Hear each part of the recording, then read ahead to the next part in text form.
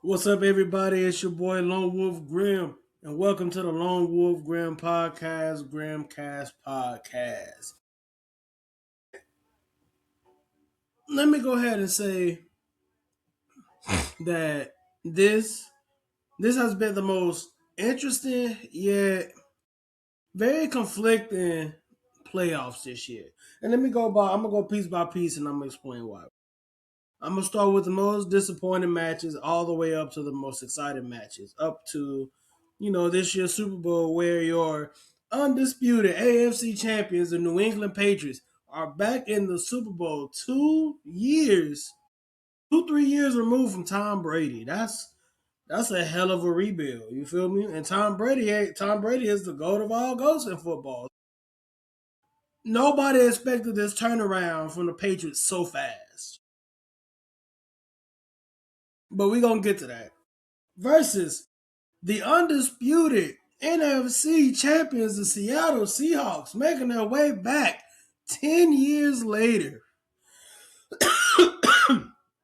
And I got to say, as a Seahawks fan, I'm glad we get to play the Patriots because I feel like the last time we played the Patriots in the Super Bowl, we got hold. But I feel like this new version of Seattle, they don't care about all that. They gonna go in and get the dub for them. So, it's not about correcting demons, it's not about righting wrongs. But on the other hand, of being a Seahawks fan, if you witness that shit at the 1 yard line when they threw the fucking ball, you will want them to, get their get back for that, even if they wasn't a part of it. But let's go ahead and get into it. So I'm gonna start off with the most disappointing match was Houston Texans and the Pittsburgh Steelers. All right. I wasn't disappointed in the fact that the Steelers made it to the playoffs because one, they usually do, but it's like they always have a very fucking average ass record.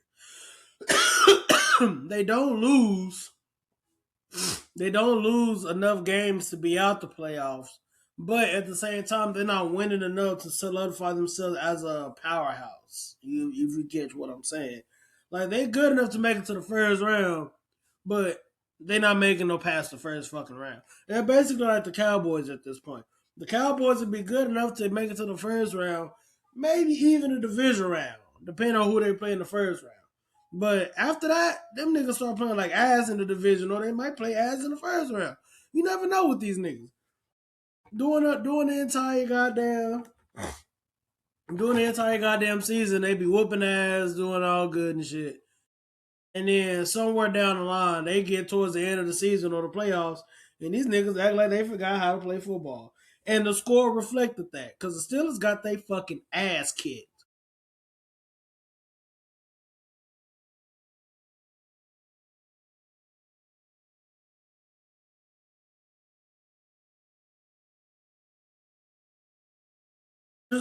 Truly showed his age going up against going up against the Texans. And I'm not to say CJ Stroud performed any better, because motherfucker, you was turning the ball over a lot. And we're gonna get to you again in the divisional round. But we're just talking about the losers in this situation, which is the Pittsburgh Steelers. It's like Aaron Rodgers had no protection. Fucking DK, DK, I fuck with you. Because I'm a Seahawks fan and you spend majority of your tenure in Seattle. And you bought a lot of good, but also, bro, it's like you big as shit, but your route running is sloppy, and you have fast catch passes in the big when they need you to. And that's the problem, bro. And that showed in this first round of the playoffs. Now, granted, you just came back from suspension, cool, but nigga, that's your fault. You gotta maintain your composure, bro, because one, as fans, we know y'all niggas get paid millions and millions of dollars. So, like an ordinary fan or ordinary individual, yes, they love sports and they love to get rowdy and they love to, try to get up under your skin. But my nigga, if you put your hands on these people, they gonna sue your ass, no doubt, because they know you a millionaire. So they do it, just to get you antagonized and get you to hit them so they can sue you, bro. You gotta realize that. I understand you shouldn't be talking shit when you shouldn't be talking shit. I understand. I fucking get it. But nigga, you are a millionaire. You can talk all I can talk all the shit you all want to say about you, bro. If you put your hands on me and I didn't hit you, my nigga, I'm going to sue you. I'm going to be rich off you, and that's not what you want. That's you don't want to bring bad publicity.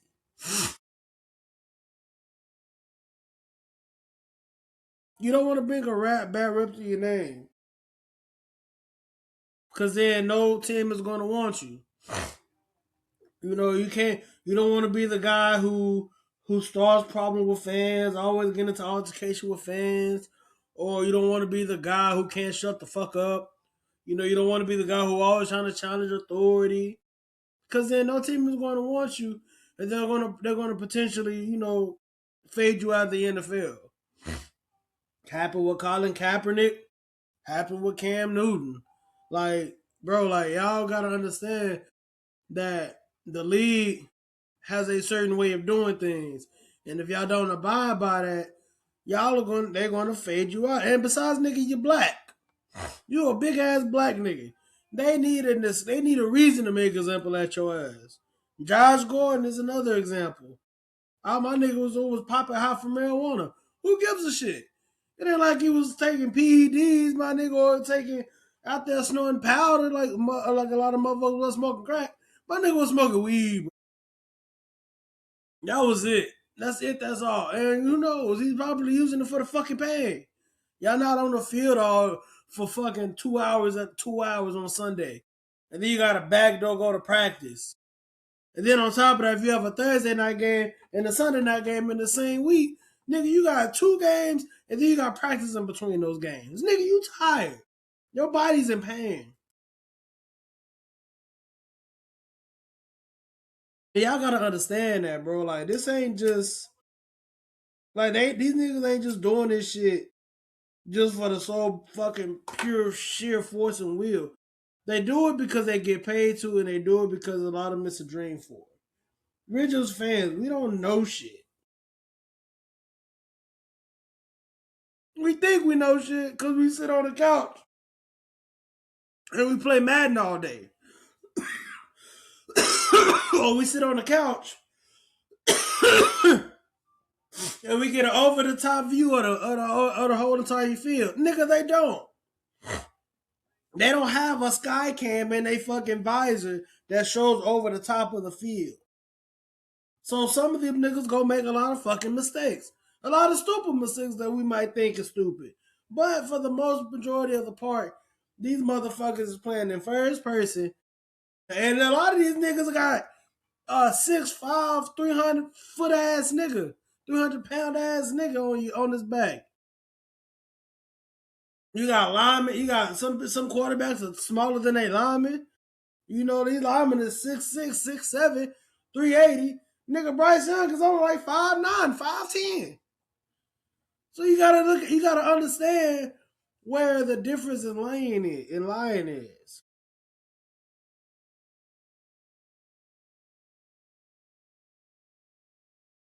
So there are some things that are excusable, and there are something that is not excusable. DK, them drops was not excusable, my nigga. You are 6'4", 6'5", whatever, 250 pounds of pure nigga. Playing receiver. Catch the fucking ball. All right. Another game that was disappointing. Same conference. The Chargers and the Patriots.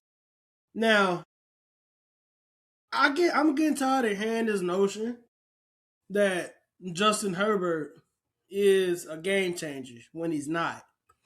He's not even a game manager half the time.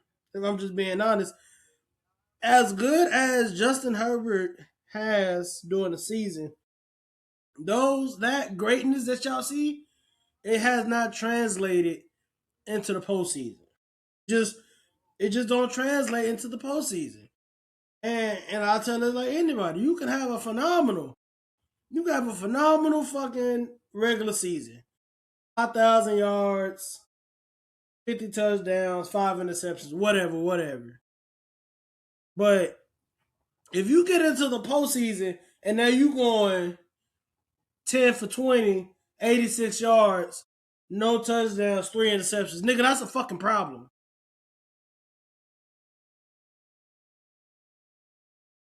That's a problem and you know it. Why are you going? Why are you having this immaculate ass season all year long, and then we get to the playoffs, you act like you don't know how to play football no more? That is a problem, and that's the type of season Justin Herbert will have. He'll have 3,000, 4,000 yards. He might make it to the playoffs, maybe. But when he get there, he blowing a 30-0 lead. He throwing 3 picks left and right. He throwing interceptions here. He throwing interceptions, fumbling the ball, making dumbass decisions like he don't know how to play football. I say the same shit with Dak Prescott. Dak Prescott had a goddamn have a great fucking Cowboys year. 4,000 yards, 35 touchdowns, 7 interceptions. Get to the playoffs, 10 for 20, 90 yards, 100 yards, 1 touchdown, 3 interceptions, and losing a wild card. Like, come on, bro. Like, we need to see some consistency. If you can show that you can play good consistently, then people will stop doubting your career.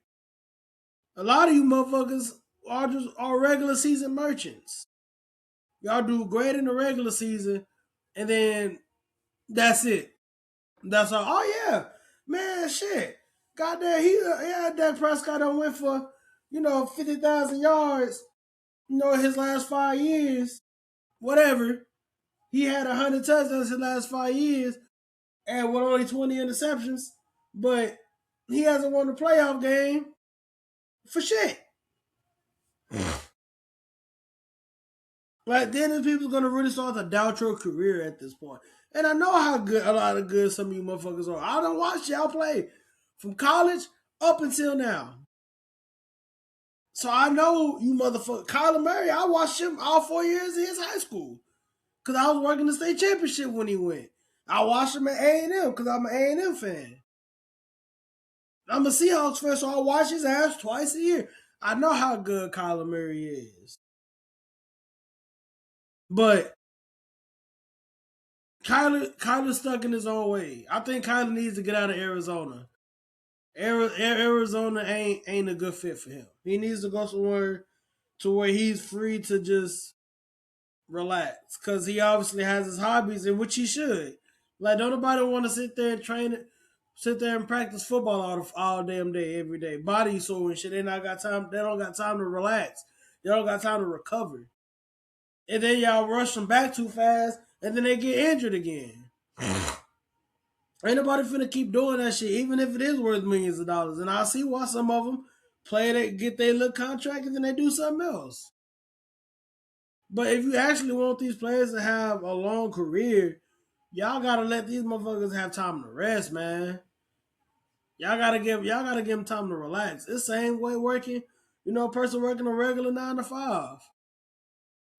They need their rest days too. Shit, they shouldn't be working all day every day just so they can survive. And y'all getting paid millions of dollars, bro. Like, y'all can use that to literally find y'all something better to do. That way, when y'all get run out of football, then y'all don't have to worry about struggling. Y'all don't have to worry about using up all your funds. Y'all can generate that into more money. Shit. You see, Aaron Donald got out the game early. He already achieved what he needed. One of the greatest defensive players in the NFL. And he got out early. Andrew Luck got out early because he got tired of getting injured. He thought about his health first. And the way that people booed him was really disrespectful. That was a disrespectful sight to see. As football fans, bro, we should never want the sport overshadow the human.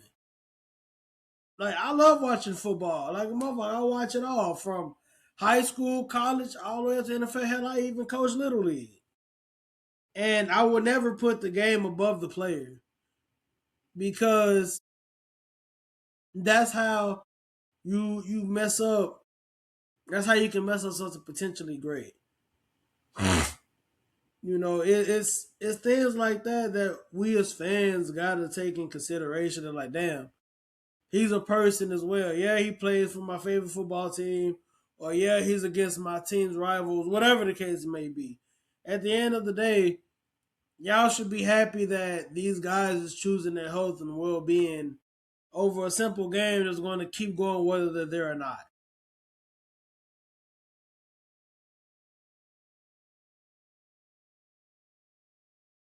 But yeah, it's like, but there's also you also got to call a spade a spade,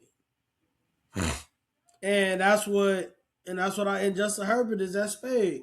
Yeah, he's good during the regular season, but he hasn't shown it in the postseason.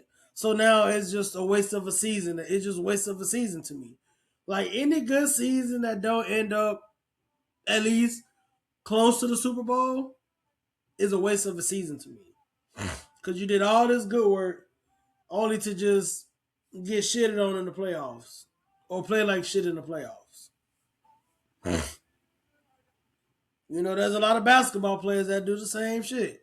They average 35, 40 points in a regular season, get to the playoff and averaging fucking goddamn 20 points and they losing game sevens and shit in the first, second round. Like, damn, at least get us to the championship, damn near guy. At least get us to the championship, damn it. I can't get mad if you get us to the championship. But if you constantly getting your ass kicked in a wild card in a divisional, especially if you got a bye week too. Like if you got a bye week and you get your ass kicked in the divisional round, that's just sad. That's just sad as fuck. You had an extra week to prepare, and these motherfuckers came and kicked y'all ass. That's sad as shit. At least I understand, if they go to the wild card, win that, and then lose the divisional, I let it slide. I let them niggas slide because they didn't have that chance. There was a home field advantage for the other team. I get it. I understand. But if you had a bye week and you just go out and you just get your ass whooped, I'm just like, yeah, waste of fucking season. Waste of a fucking season. Oh, good gracious. But yeah, so that Chargers and Patriots game, on the Chargers half was very disappointing. I wish they would have. I don't know if I feel like, and then I saw something too. Like they O line was horrendous. Oh God, I cut some slack off just to her because that O line is horrendous, and it's like you can only get so far with a shitty ass O line. So I get it. I do cut her some slack, but generally pretty much the same with them, right? And so I gave them some slack. That offense and all was just god damn it. I ain't gonna lie, man. If I'm a quarterback and I got a terrible O line, I'm on y'all ass. I'm cussing y'all the fuck out every day, every game. I don't give a fuck. Cause what the fuck is going? Do y'all not like me or something? Do y'all not like me or something? Why the fuck y'all can't block for me? Damn it! Like I get it. So I don't know what Jim Harbaugh needs to do, but he need to invest. He need to invest in some O linemen for Justin Herbert. If you want Justin Herbert to be that franchise quarterback, you got to get this man some O line, offensive line. And the receivers. Quinn. I met him a couple times. I know he's a hell of a baller. But man, I gotta say, from this year to last his first couple years, he's improved a lot. He's still dropping balls, but he's getting better with that. Because at first, every motherfucker said he couldn't catch for shit, and it was starting to look believable. And I was like, damn, bro, like I know you better than this. I know you better than that. But he has improved in this year. I can't wait to see what he do next year. Hope he continue to improve as he gets further and further down NFL career. What's the next one? Oh yeah. Now we're gonna get up to the more good games, the more upper tier games. The Rams and the Panthers, great game. I enjoyed that one. That was one of the games I enjoyed the most. Solely for the fact is everybody knew the Rams were going to win, but I was kind of excited to see how Bryce Young do and his young Panthers team do in their first playoffs together. And I gotta say, I was actually impressed. I absolutely was. Bryce Young, he did his thing. I know first half that was kind of a little bit shaky. First half, I guess it was like playoff jitters. I get it. I understand it's a big environment, right? But once that second half kicked in, the boys started moving the ball. They started getting the hang of it. Tedero McMillan, in my opinion, he is offensive rookie of the year. Maybe he might be offensive rookie of the year. I think he's worthy of offensive rookie of the year. He had a hell of a season this season. It would have been the Mecca, but towards the end of the season, dealing with injuries and stuff, he started to kind of fall out the fray. But I do say Tedero McMillan had an absolutely fantastic season this season as a rookie. So I think he's going to win rookie of the year. I gotta say I like this little Panthers core. I like this young Panthers core. It doesn't they still got work to go, work on the defensive side, but I think the defense is heading to the right direction. The defense started holding off until like towards like the end of the game where Matthew Stafford started doing Matthew Stafford shit. So, I do understand that. I can't get that. I can get along with that. The next game that I enjoyed was the Jacksonville Jaguars and the Buffalo Bills. I didn't know who was gonna win that game. Honestly, I thought the Bills was gonna be first round exits. I was actually kind of shocked, and I gotta say for Liam Cohen, if this is like his first year as a Jaguars coach, I'm not sure, but I did like what he did with this Jaguars team. I felt like honestly, if Travis Hunter didn't get injured this year, I feel like he would have been in contention for Rookie of the Year. Because once again, he is the first player to actually play both sides of the field on a consistent basis. Like he's literally doing this. He's literally doing this in game and probably back and forth in the same game. He might not do it as often as he want because that is a lot of fatigue to go offense to defense, and you're not really getting that break. You only get that break in between for special teams. So I do understand putting him in probably 6, 7 plays later on offense to give him a break. Give him some time to get him off on, let him take a break on defense, put him back in on defense. I get that, but it's still more consistent than some of these dudes been doing it for their whole career. I understand. I know some of the older guys play both sides of the field, whatever, but they have one primary position. They probably put them in for like certain players because they know they can do what they do. But as far as like implementing a game plan that requires Travis Hunter, none of that I haven't seen that be done by any other player. So if he didn't get injured, oh yeah, he would have been probably my for sure offensive rookie of the year. He was a close second before he got injured. Then after he got injured, it was like all right, he's out for the season. So we got to see who's the next rookie that we can get to. But he definitely would have been top 2 for sure. Josh Allen, don't get me wrong. Josh Allen is a great player, regular season and postseason. I just feel like he gets in his own head sometimes. Like, don't get me wrong, he done made it to the AFC Championship. He hasn't made it to a Super Bowl, but he has gotten to an AFC Championship multiple times. So we all know he has that dog in him. You feel me? We all know that he got that killer instinct. that he needs.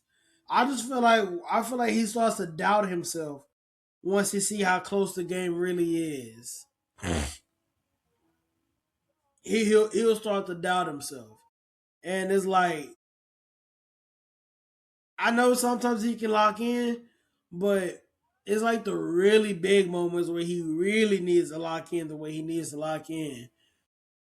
It just I feel like he starts to doubt himself because it's more like, okay, damn, what if they start to hold up and I'm starting to get slow, or he might be tired. I don't know if he's fatigued. He ain't trying to plan on going over. Some people want to get over it in the fourth quarter or whatever the case may be. I feel like there's like a slight doubt, and as long as there's like that slight doubt, he's going to constantly make mistakes that's going to cost the team. So yeah, I do feel like that Jaguars and Bills game. I mean, yeah, it was very great. And Liam Cohen, I feel like that Jaguars team is going to be a problem eventually. It's going to be a problem. They're right there in the same tier with the Panthers. Like they got a great young core, but they can still add some pieces to help put them into that Super Bowl contender spot. But I do think they are both headed in the right direction.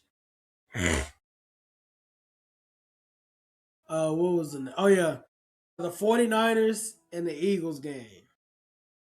I was actually glad the 49ers won that game.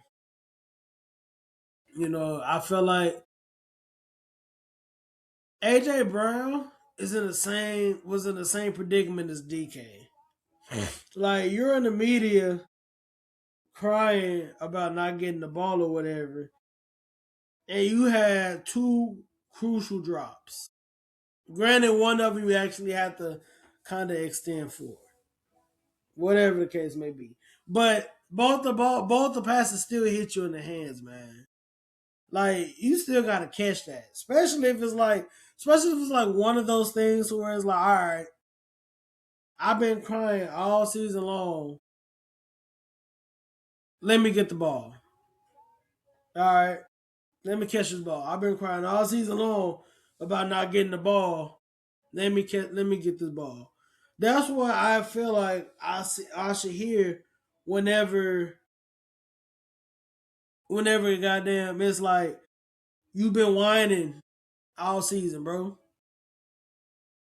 You get two chances, the ball is coming your way. I don't give a damn if you got to commit pass interference to catch this fucking ball. You better catch this fucking ball.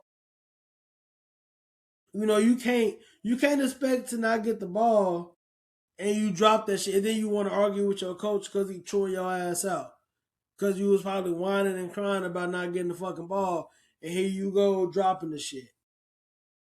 I don't give a fuck what type of pass that shit was. If that motherfucker catch your hands, bro, it's a catchable ball at this point.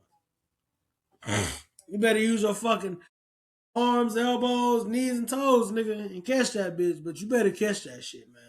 All that fucking crying, nah, you gotta chill out with that shit. You just gotta play football, bro.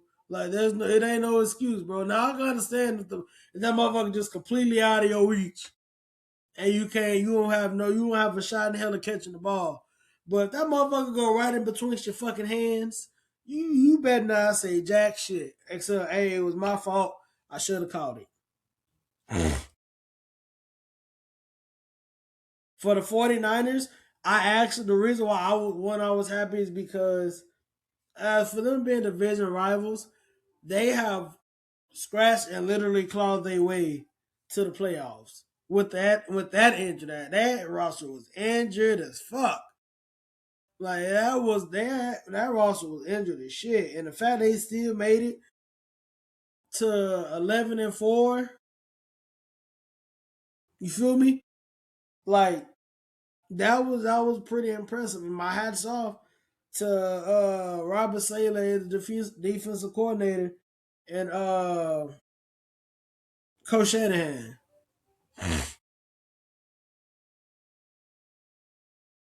Or if that's the coach Shanahan, I don't know I forgot who the head coach is. It'll slip my mind. But shout out to them. They have coached that team into a well-oiled machine. Brock Purdy, Brock Purdy is a great quarterback in my eyes. made it to the big dance. You know, we got to see that he tasted Super Bowl glory. But I still think he should be more. He has time to be more crucial and more critical with his decision making. He's a great quarterback. You know, he manages the team well, but I also feel like he has to work more on his decision making. You know, he gets that down and he becomes more critical and he becomes more decisive in games. Brock Purdy's gonna be a fucking problem. I can guarantee you that. And as a Seahawks fan, it was always great to always watch them two play. So it was always like, even though they whooped their ass, Seattle ass, it's always great to see that it don't really be. It don't. I think it don't really be as bad as we often give. I mean, they be pretty close fucking games. So yeah, the same way with the Rams. You know, we don't expect it to be always a blowout. Probably every so often you might get a blowout, but we don't ever expect it to be a blowout like that. It's always usually be close games. The NFC West in general is just the absolute best best division, the best division. You have Rams, Seahawks, and the 49ers all in the playoffs this year. The only team that didn't make it was the fucking Cardinals. I feel like if the Cardinals get their shit together, they can also be in contention. And the NFC West will really be a division for real, you know. But yeah, you know, Rams and Eagles and 49ers, great game, exciting throughout. The last play was kind of flop, was kind of funny looking. You know, I feel like he should have exerted like the other side of the field a little bit. But, you know, that's neither here nor there. They did all right. You know, they was doing good early in the season. Then towards around the whole AJ Brown debacle, with him not getting the ball, Saquon not running the ball like he was last year. I already knew they wasn't gonna make it. They wasn't gonna make it pretty far in the playoffs. I gave him the division around at least. You know, I gave him beating the 49ers at the least with that injury. Cause I gave, you know, that's it. The 49ers were injured, so I feel like they barely, you know, it's kind of they kind of barely made it in a dominating way. Like they scratched and clawed their way, and they barely made it, you know, but they dominated damn near a lot of the teams with that injury roster. So, you know, I was like, okay, Eagles, they got a pretty healthy roster. They should keep it together. You know, they should keep it together. But they didn't. The 49ers came through with the win. All right. Now the last NFC game was Green Bay Packers and the Chicago Bears. And I gotta say, to the Chicago Bears, they had a damn good season. Caleb Williams, his second year, that motherfucker was playing like motherfucking goddamn Superman, boy. He'll give you a heart attack or two, but goddamn it, he gonna tell you why they chose good and drafted him. You know, I would have preferred honestly, I prefer Justin Fields, and I felt like it wasn't cool they forced him out, knowing that offensive line was ass the way it's been. But I can say they did the fact they did trust in Caleb Williams says a lot. You know, so I can give him that. And I gotta say, shit, like just the second half alone was probably the greatest half of football I saw all weekend long. That was the greatest half of football. The first half, you know, I don't know what the Packers was on, but they should have kept their foot off. They shouldn't have got their foot off, let off the gas. They let out. Y'all was up. Shit, I was up big in the first half. All y'all had to do was just coast his way to the win. And in the second half, y'all shit the bed completely. Like Caleb Williams made a debauchery out of y'all motherfuckers. You know, so yeah, that was already like what the fuck. And then onto the divisional round with, they followed it up against the Rams. Immaculate, great game back and forth. Caleb, you did throw like what? I think through like three interceptions, with it being a costly in overtime that costed them the game afterwards. But that last second that last second throw you threw, where you scrambled 20 yards and just threw that bitch up, that was a damn good play. I'm telling you, like, Caleb Williams gonna give you a heart attack. He gonna give you a little mini heart attack, but it's gonna be like, oh, okay, that was a good play. You scared me, but that was a damn good play, and I respect that. So yeah, I feel like the Chicago Bears had a damn good season. They showed great adversity. They showed great poise. I feel like they got to start putting people in less scary situations. I feel like they got to stop putting people in and them heart attack moments where like, God damn boy, what is you doing? So yeah, overall, that was a great game. Kudos to the Rams on getting the dub, and they end up moving on to the conference championship. Now, my personal favorite was the Seahawks versus the 49ers for the divisional round. And god damn it, they beat they ass. Oh, they beat they fucking ass. I was like, bro, the first on the kickoff return already for a touchdown? I was like, oh yeah, this game over with. This game over. This game dead in the water, boy. This game is dead in the fucking water. I was like, ain't no fucking way. These motherfuckers is finna win. We finna kick the shit out these niggas. They too hurt.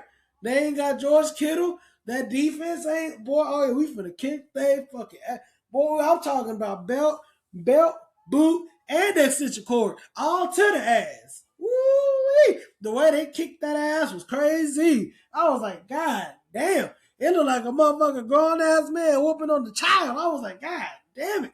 Boy, what the fuck is going on? Why they whooping their ass like this? It's like, what the fuck? Who says something about who mama? And I was like, God, hey, Nick, boy. I was like, God. Defense whooping their ass. Offense kicking their ass. Sam Darnold kicking their ass. Man, they was kicking their ass so bad, they didn't even need GSN that damn game. That motherfucker Jackson Smith and Jigba was taking a day off that game. Whoop they fucking ass. And I was just like, God damn it. I almost felt bad. I was like, please don't do it. Please stop it. I was like, woo wee shit. I can't believe they kicking their ass like this. It almost made me want to cry for them. I called my cousin. My cousin didn't want to hear it. She was depressed. I thought she was gonna hurt herself. No, I'm playing. No, she wouldn't. But I told her, I was like, see, that's what happens when y'all go talking that shit with that goddamn glass 14. That glass ass 14 got they fucking ass kicked. And goddamn it, Seattle moved on to the NFC Championship. Now on to the AFC side. We got the Houston Texans and the New England Patriots. And honestly, this was the most disappointing game for me. For me personally, this was the most disappointing game because it was a lot. Like, the Texas defense was great. It was that offense, man. And CJ Stroud, bro, 4 interceptions. I get it. I watched the game, so I understand. He was under the rest the whole game. It was almost like the O line wasn't existent. Goddamn, the receivers wasn't getting to their routes. But also, bro, you made a lot of dumbass throws too, man. You made a lot of bad passes that caused the receivers to fuck up their routes. So as much as it is on the receivers, it's on as you as well. And I think you're a good quarterback. Me personally, I think you have the potential to be a good quarterback. You just have to work on your decision making, man. I hope they will invest free agency in the O line. I hope Nick Chubb comes back healthy, if he's still with the Texans or not, I don't know. Joe Mixon, y'all that was a good running back tandem, but they need to be healthy. If y'all can keep Nick Chubb and Joe Mixon, then that's you have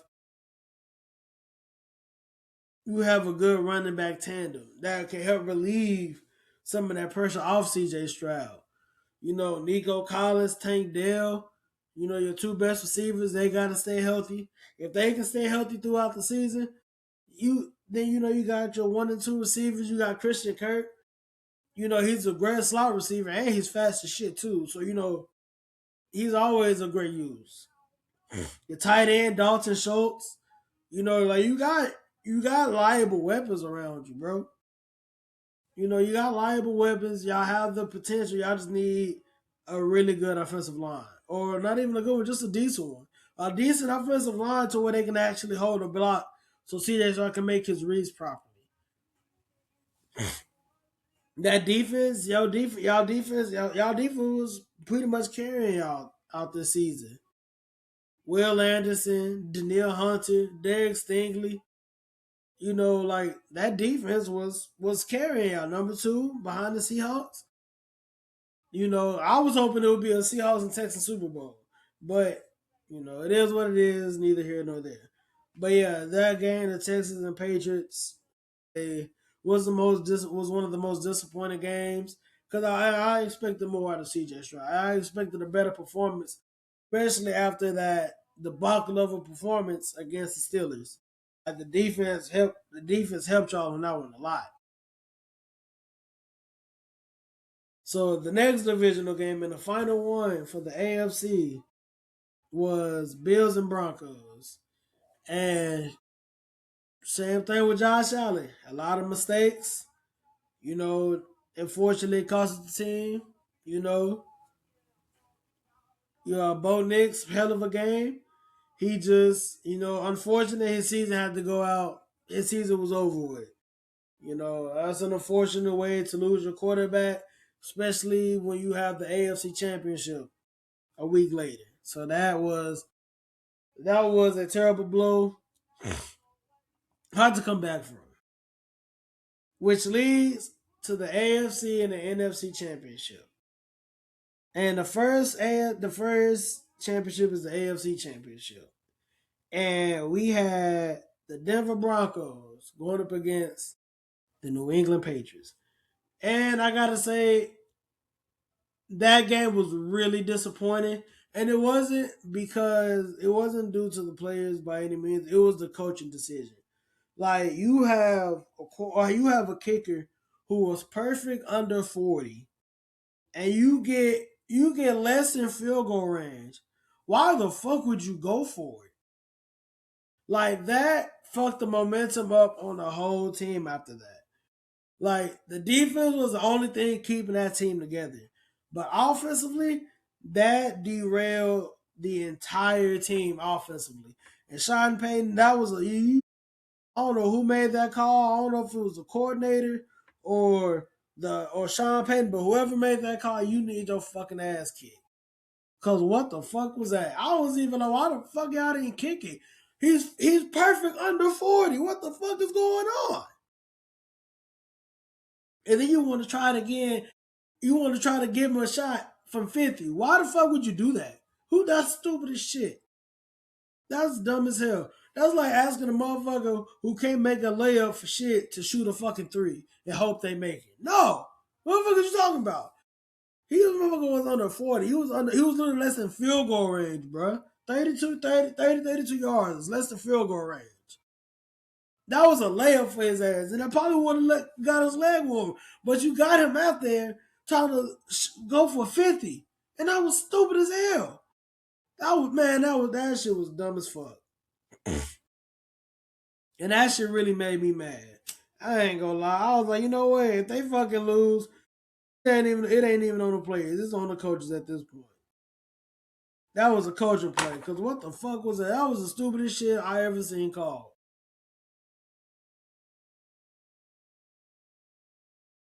And to that Broncos defense, y'all did good. Y'all did y'all best. I can't even fault y'all like that. You know, y'all did the best y'all could with what y'all could.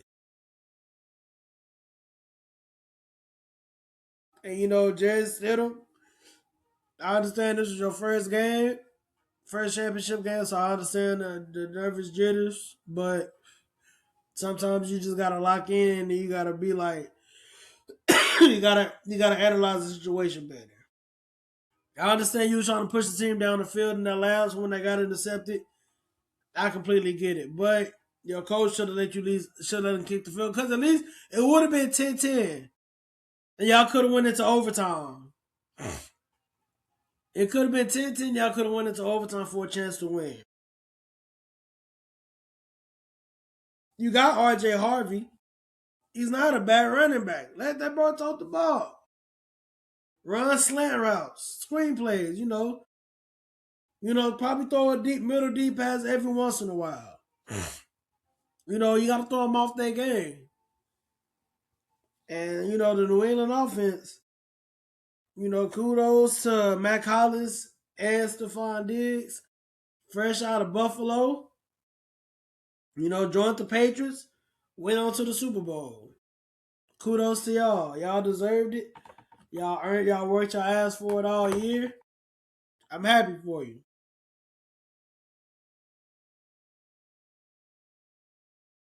And now, the best game in the championship weekend was Seattle Seahawks going up against the Los Angeles Rams in another divisional bout. And I gotta say, God damn it, boy. Matthew Stafford is hands down is probably my number one pick to be MVP. I know people was like saying Drake May,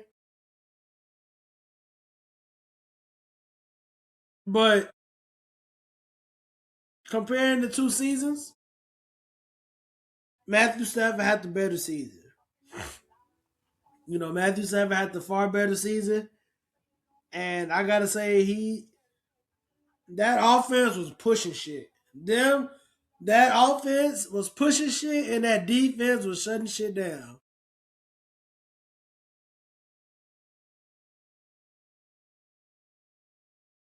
So that he has a well deserved MVP, and I think it's long overdue for him. Because Matthew Stafford, let's be honest, if he was on any other team but the Lions for as long as he was, we wouldn't question his. We wouldn't question his. We wouldn't question who he is. We wouldn't question his Hall of Fame status. But the fact that he was doing what he was doing while he was on the Lions is a Hall of Fame stat in itself.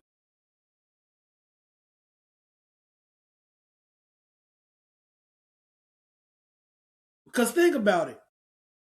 Look at two of the other greatest Lions players to play the game. Calvin Johnson, Barry Sanders. Both of these guys spent their entire career on the Lions with no Super Bowl to show for it. But the world knows just how great they was. Like nigga, my Calvin Johnson was changing shit. Calvin Johnson was taking triple teams, quadruple teams, still catching that bitch. Barry Sanders, a motherfucker couldn't touch this man for shit.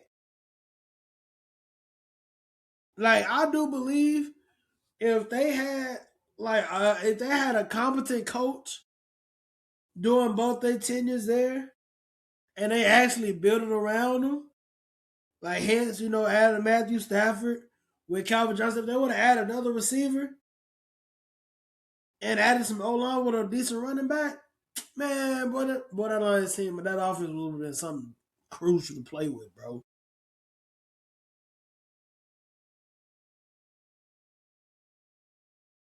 So yeah, what Matthew Stafford did on that Lions team is probably the greatest thing by any quarterback. Top three Lions players: Matthew Stafford, Calvin Johnson, Barry Sanders. In my eyes, somebody might agree differently, but it is what it is. I don't really care.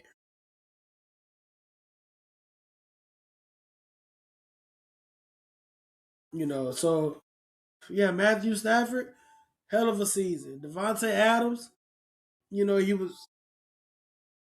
that close as always. 5 championships, and he still ain't been to the big dance yet.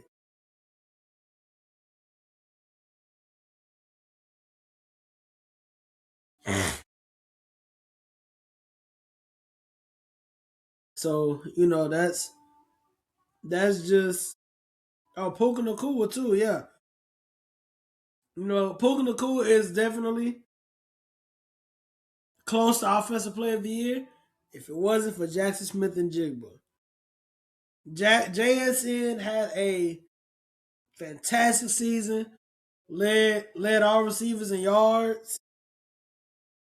He really took on that receiver one role after they shipped out DK Metcalf and Tyler Lockett, and they brought in Cooper Cup, which is I felt like was a great offense because that was a much needed position we needed filled there. Cooper Cup, he is also receiver one quality. Like nigga, this is Cooper Cup. Former Triple Crown winner we're talking about. Super Bowl champion, Super Bowl MVP. You feel me? Like this is like he is not just some ordinary receiver. I understand he had a big injury, whatever. But you still gotta realize who this man was. So the fact the Rams just let him walk, I was happy to see Hawks sign him. I was like, oh hell yeah, that offense finna go stupid. And then you still got Kenneth Walker, man. Come on, bro. And I ain't gonna lie, you know, signing Sam Darnold for 3 years for 100 million. I had one thing and one thing only. Motherfucker, it better be fucking worth it. And when I say it better be worth it, I wanted to see the same shit he was doing at Minnesota. I don't want that Jets. I don't want that Jets Cardinals shit, man. I want the same Sam Darnold who was on the motherfucking Vikings. I want that Sam Darnold. If we get that Sam Darnold, nigga, we fuck around my head to the Super Bowl this year. And then not to mention on the defensive end, nigga, we got one of the probably the greatest one of the greatest forms of defense that probably could last the Legion of Boom if they can get it done in the Super Bowl. We're talking about a defense that can possibly be on par or just under the Legion of Boom when it regards to defense. And I'm talking, you got DeMarcus Lawrence who left first season away from the Cowboys, and what he do? Go to the Super Bowl. Like I said, DeMarcus Lawrence was a dog. I said that when he was on the Cowboys, I was like, that nigga's a dog. If they let him walk, I need Seattle to go get this nigga. And Seattle went and got this nigga. And I was like, oh, we got DeMarcus Lawrence. Oh, it's over with. And then I was like, okay. They traded Geno Smith for a third and a fourth. One of those draft picks became Nick Eamon-Wari. I was like, oh, they don't fuck the running game was Nick Eamon-Wari? Oh, yeah. Man, look here. I'm telling you, bro. I was like, and then even then, I was like, by the time it got to like the fourth, fifth game of the season, that's when I realized I was like, oh, yeah. Nick Eamon-Wari the real deal. Like, he's playing corner, playing safety, playing linebacker. This motherfucker is everywhere on the fucking field. He's guarding up he's locking up the tight end. He's locking up your number two, and he's locking up your number one receivers.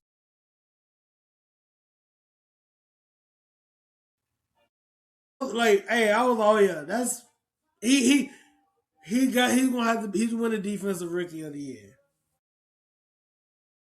He's winning defensive rookie of the year for sure. Cause that motherfucker is. But I'm telling you, he is a dog. And don't get me wrong, we got what? We got Witherspoon, D Spoon Raw, Rick Ruling. And I gotta say, as much as I like Rick Ruling, he gives too many taunting calls, bro.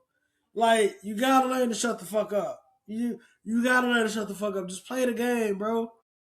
Just play the game. If you play the game, you can finish your talking. You can start your talking when we win. Save it for when we win, bro. Like you gave up a crucial fourth down, bro. It was 4th and 12. Like it was 4th and 12, bro. And you got a crucial taunting call. And then you end up getting burnt the very next play.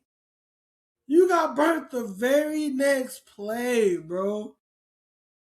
Like, cuz you gotta learn how to shut the fuck up, man. I was pissed off when you did that shit. I was high. I was like, bro, why are you talking? You did your job, bro. You broke the pass, and we was like, good, Reek. Now just walk your ass off the field, please. This motherfucker kept talking. I was like, God damn it, Weak. God damn it. But the dub has been sealed. D Spoon, congrats. Hey, that pass breakup in the back of the end zone. Hey, good shit. But nigga, I was like, oh my fucking god. Sam Darnold, you had a hell of a game. This is the quarterback I love to fucking see. I love seeing this type of. I like seeing this Sam Darnold. This Sam Darnold is a fucking redhead sheriff. God damn it, the redhead sheriff Sam Darnold has entered the fucking Super Bowl, and god damn it, I will be watching. So to the New England Patriots and the Seattle Seahawks, congratulations. And the world will be watching, me included, and you already know who I think gonna win. Seahawks! But hey, thank y'all for tuning into the Grimcast podcast. Stay tuned for more episodes with some future guests coming on. I'll let y'all know ahead of time. Maybe not. I might just pop one up, and then there you go. But peace.